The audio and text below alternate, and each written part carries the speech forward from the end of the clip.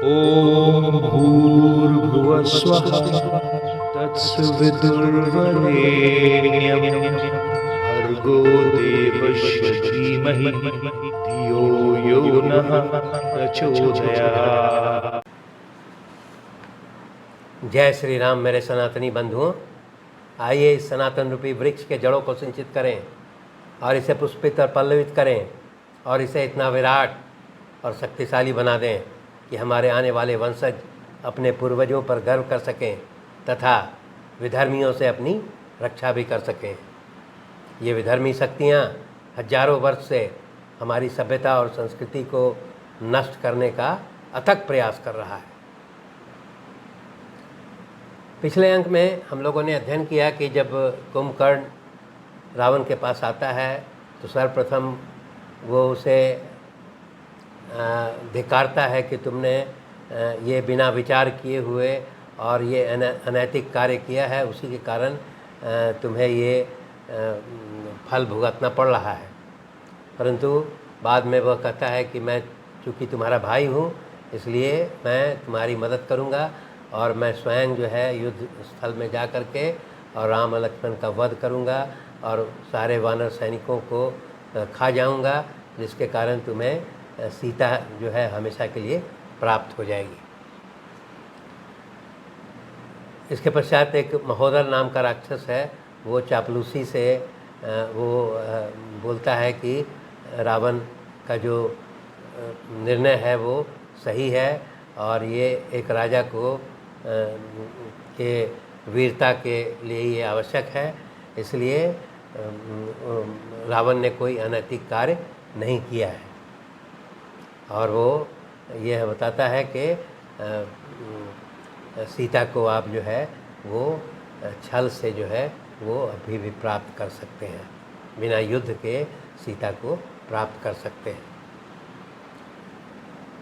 इस अंक में हम लोग युद्धकांड के 65वें और 66वें सर्ग का अध्ययन करेंगे।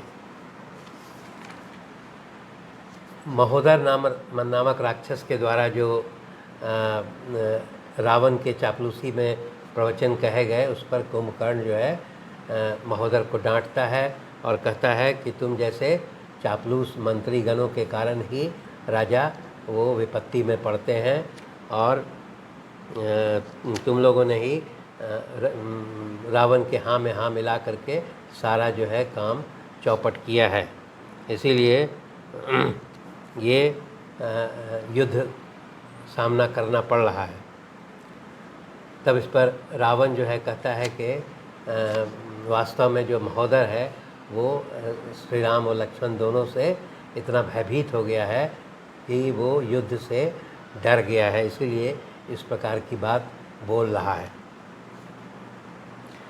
तो फिर वो रावण जो है कुंभकर्ण को कहता है कि अब एकमात्र तुम ही हो जो इस राम और लक्ष्मण की सेना का वध करके और लंका पर आई विपत्ति को दूर कर सकते हो। तब उसके पश्चात रावण के आदेश के आलोक में जो है वो कुंभकर्ण कहता है कि ठीक है, मैं स्वयं जो है युद्ध भूमि में जाऊंगा और वो यह भी बताता है कि मैं जो है राम और लक्ष्मण दोनों का वध करूंगा। उसके पश्चात वो कुंभकर्ण जो है वो यह भी बोलता है, हाथ में शूल इत्यादि ले करके, हथियार ले करके, और वो यह भी बोलता है कि मैं स्वयं अकेला ही युद्ध भूमि में जाऊंगा और अकेला ही पूरी वानर सेना को खा जाऊंगा तथा राम और लक्ष्मण का वध कर दूंगा। परंतु यहाँ पर रावण जो है कुंभकर्ण को सलाह देता है कि तुम अकेले जाओगे तो चूँकि वानर सैनिक जो है वो काफ़ी शक्तिशाली हैं और इसलिए तुम अकेले जाओगे तो तुम्हें ये विजय प्राप्त करने में कठिनाई होगी, इसलिए वो रावण कुंभकर्ण को यह सलाह देता है कि तुम राक्षस सैनिकों के साथ और उससे घिरे हुए जाओगे तो तुम्हें राम और लक्ष्मण पर विजय प्राप्त करने में आसानी होगी। और उसके पश्चात रावण जो है एक सोने की माला जिसमें बीच बीच में मणियाँ पिरोई हुई थी वो कुंभकर्ण के गले में डाल देता है। इसके अलावा फिर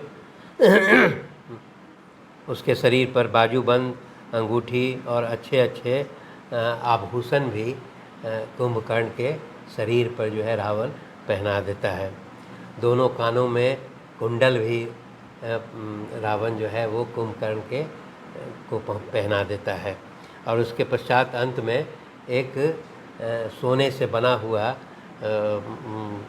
एक मजबूत कवच कुंभकर्ण के छाती में बांध दिया जाता है जो सभी प्रकार के वार को सहने के लायक है। और इसके पश्चात फिर वो युद्ध के लिए जो है कुंभकर्ण को वहाँ से विदा करता है, कुंभकर्ण को आशीर्वाद देता है और वो वहाँ शंख और दुदुम्भी बजा करके और कुंभकर्ण को युद्ध के लिए विदा करता है। उसके साथ बहुत सारे जो राक्षस हैं वो भी विभिन्न प्रकार के सवारियों पर सवार होकर के, जैसे सवारी उस समय थे वो सिंह, हाथी, मृग, यहाँ तक कि वो ऊँट, गधे और विभिन्न पक्षी वगैरह इत्यादि पर भी बता रहा है कि उस पर सभी राक्षस सैनिक सवार होकर के कुंभकर्ण के साथ चलते हैं। कुछ जो है वो पैदल राक्षस भी उसके साथ चलते हैं। इन सभी राक्षसों के पास विभिन्न प्रकार के शस्त्र जो है उनके हाथों में होते हैं। उसमें शस्त्र में जो है वो शूल है, तलवार है, तीखी धार वाले फरसे हैं, एक भिंदीपाल है, परिध नाम का एक शस्त्र होता है वो है, गदा, मूसल एवं बड़े बड़े तार के वृक्ष के तने भी हथियार के रूप में राक्षसों के द्वारा धारण किए गए हैं। और उसके पश्चात वो कुंभकर्ण जो है वो अपने सभी राक्षस सैनिकों के साथ युद्ध भूमि में प्रस्थान करता है। युद्ध भूमि में प्रस्थान करने के पश्चात वह विचार करता है कि मैं सर्वप्रथम जो है राम और लक्ष्मण को ही उन्हीं से युद्ध करूंगा और उन्हीं का वध करूंगा। वह विचार करता है कि जैसे ही मैं राम और लक्ष्मण का वध कर दूंगा पूरी जो है वो वानर सेना जो है वो खुद ब खुद जो है वो आत्मसमर्पण कर देगी और भाग जाएगी। इस तरह का विचार करके वो रावण जो है वो युद्ध भूमि की ओर प्रस्थान करता है। यहाँ पर पुनः जो है बताया गया है कि जैसे ही कुंभकर्ण युद्ध भूमि के लिए प्रस्थान करता है बहुत सारे अपशकुन जो है होने लगते हैं। अपशकुन होते हैं जैसे उल्कापात गिरने लगता है, बिजली गिरने लगता है। इसके पश्चात बहुत सारी गीदड़ियाँ जो है वो अमंगल वाणी जो है वो बोलने लगती हैं। और उसके पश्चात कुंभकर्ण का जो शूल है उस पर एक गिद्ध आकर के गिर जाता है। उसकी बाईं आँख जो है फड़कने लगती है, बाईं भुजा फड़कने लगती है। इस प्रकार जो है बहुत सारी अशुभ अमंगलकारी जो है वो अपशकुन होने लगता है। परंतु कुंभकर्ण जो है चूँकि वीर है और वो उसके सर पर वो काल सवार था, वो इन सभी अपशकुनों को वो नकारते हुए और युद्ध भूमि की ओर बढ़ता है। युद्ध भूमि की ओर जैसे बढ़ता है तो बहुत सारे वानर जो है उसको देख करके भयभीत हो जाते हैं। जब युद्ध भूमि की ओर जब वो बढ़ता है तो वानर देख करके जब भयभीत होने लगते हैं तब जो है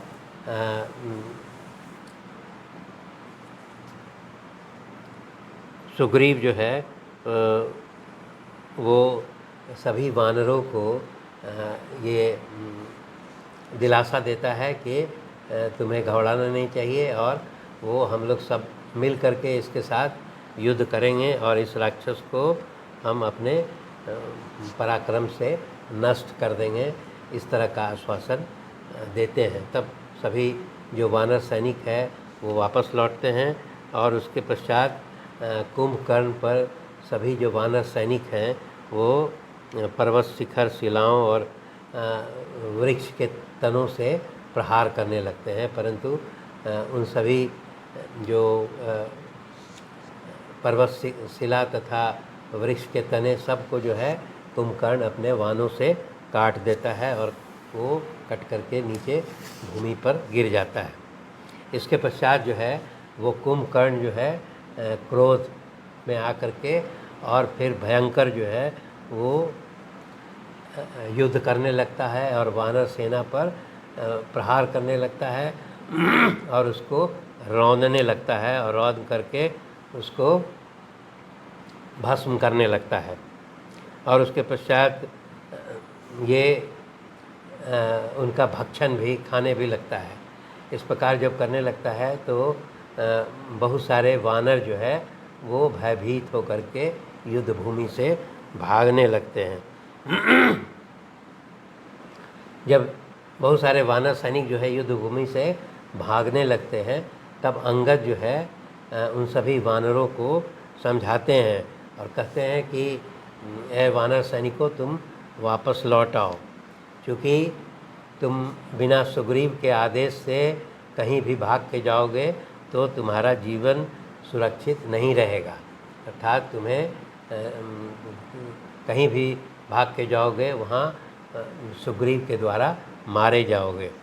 इसीलिए फिर वो कहता है कि अगर तुम यहाँ से भाग के जाओगे तो तुम्हारे परिवार वाले और स्त्रियाँ जो है वो तुम लोग का उपहास उड़ाएंगी। इसके पश्चात फिर यह भी अंगद बोलते हैं कि तुम लोग जो है साधारण वानर नहीं हो और सभी देवताओं से उत्पन्न हुए वानर हो और तुम साधारण वानर की तरह भयभीत होकर भागते जा रहे हो, ये अच्छी बात नहीं है। इतना कह करके और वो अंगद जो है वो सभी वानरों से वापस आकर के युद्ध करने का अनुरोध करते हैं। वह कहते हैं कि युद्ध में अगर हम लोग जो है वो इस राक्षस सैनिक कुंभकर्ण का वध कर देते हैं तो हमारी कीर्ति पूरी पृथ्वी पर होगी, और अगर मान लो कि हम लोग स्वयं ही इस युद्ध में मारे जाते हैं तो हमें वीर लोक का वैभव जो है वो प्राप्त होगा। इस प्रकार जो है वो अंगद सभी वानर सैनिकों को सम्मान के साथ वापस युद्ध भूमि में लौटने के लिए मजबूर करते हैं और सभी वो वानर सैनिक जो है वो वापस लौट आते हैं। इसके पश्चात जो है जो सभी महत्वपूर्ण वानर सेनापति थे जैसे ऋषभ, सरभ, मैंद, धूम्र, नील, कुमुद, सुसेन, गवाक्ष, रंभ, तार, द्विविद, पनस, वायुपुत्र हनुमान इत्यादि सभी जो वानर सैनिक हैं वो अपने हाथों में जो है पर्वत शिखर और विभिन्न बड़े बड़े वृक्षों के तने लेकर के और कुंभकर्ण पर आक्रमण के लिए जो है उपस्थित हो जाते हैं। धन्यवाद।